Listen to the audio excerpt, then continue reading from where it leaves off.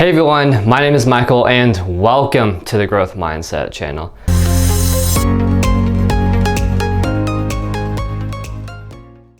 Real estate investing is just like any other career. It's all about who you know and what tools you have in the toolbox to get you farther ahead. Financing is a huge part in making real estate deals happen. Let's say you're trying to buy an investment property. It all comes down to either great terms or a good price. And having those different tools in your toolbox will tell you and help you find out which one will be best to use in that situation. And I encourage you to go online to read more about it. But this is going to give you a good foundation of different financing methods that you can use in your real estate career.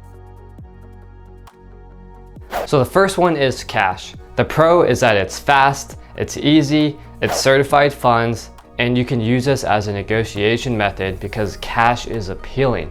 You can close without a question in mind. The con is that your cash on cash return will not be good and you're not using leverage to your advantage. The second one is a conventional loan. You would go to a bank, have your credit score approved, and use that as a pre-approval letter to go towards investment property. The pros of this is that it's low interest rate. The cons is that it takes typically 30 days to close. So when you're making an offer, you have to make that contingency that it's going to take you that long to close. And most conventional banks want to see about 20 to 30% down on a property. The third one is portfolio lending. They don't sell their loans out to other banks or larger corporations. They keep all of their loans within their bank. The pros for a portfolio lender is that they have different requirements when lending out money. Most portfolio lenders don't just look at your credit score. They'll look at your plan of action. Because they're a smaller bank, they are more open to working with other investors that have a good business model because they're also trying to grow their bank to offer more lending opportunities. So the cons for using a portfolio lender is that they're harder to find. Their websites won't be as developed. They might not have good apps for you to use on your phone to really interact with them. So you might end up just calling them all the time for your questions or emailing them. And then another thing on top of that is that you have to develop a relationship with the loan officer to really define what you need and how both of you can benefit from working together.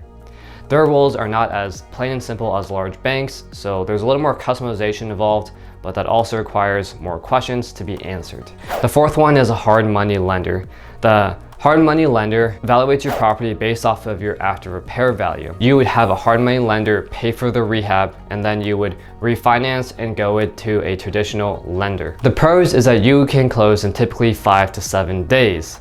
Now the cons though is that there's going to be a higher interest rate, a shorter lending term, and there's more risk involved because you have to follow those strict requirements of trying to reach that after repair value when going into the deal. If you fall below your after repair value, you may end up eating the cost. So there's a lot more sense of urgency when you use a hard money lender. Private money. This is from people that you know, friends, family, business associates.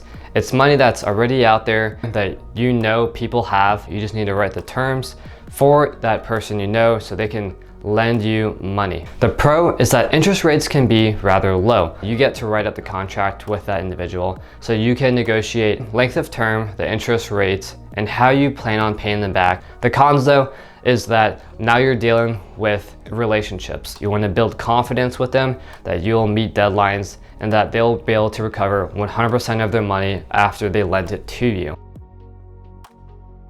FHA loan. The biggest perk of an FHA loan is that you can put 3 to 5% down on a property.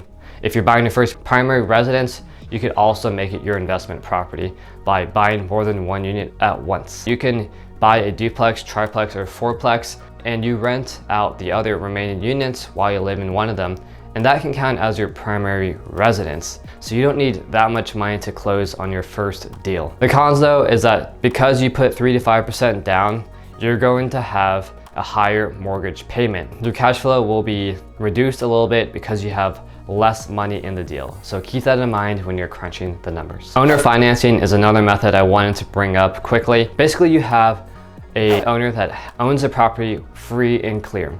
And let's say you want to buy the property, but you don't want to have a loan written in your name. Well, this is where you can have owner financing come into play. Essentially, you talk to the owner and you say, hey, I'll do a contract with you where I'll pay you a monthly mortgage payment at some specified interest rate, and you set a term of how long you're going to do this before you buy the property. It's often looked at as a balloon effect, where you pay for the first 5 years and at the 5th year, you're expected to buy the entire property. And one of the great benefits if you're looking into this method is that you don't have to get a credit score checked. It's really up to the owner to accept you as a potential investor. Now, owner financing has its own unique challenges, as you have to write up an agreement with the current owner to make that deal happen. And there's no official structure on how you can do this, so you really have to work with that individual to make sure you see eye to eye. Partnerships is also another really great way to get involved with real estate, as you still get 100% of the knowledge from going through a deal, and you can mitigate your risk by putting half the money in. If you've been living in a primary residence for a long time, I recommend looking into HELOCs. A HELOC stands for Home Equity Line of Credit. Essentially, you can get a credit card off your own house at some fixed interest rate and use that to buy more investment properties. This is a great way to go into more real estate deals without having to cough up more change. You can use the equity in your house to put another 10 to 20% down to actually lock in a deal. All right, guys, thank you so much for watching the Growth Mindset channel. My name is Michael, and I'll see you all on the next one.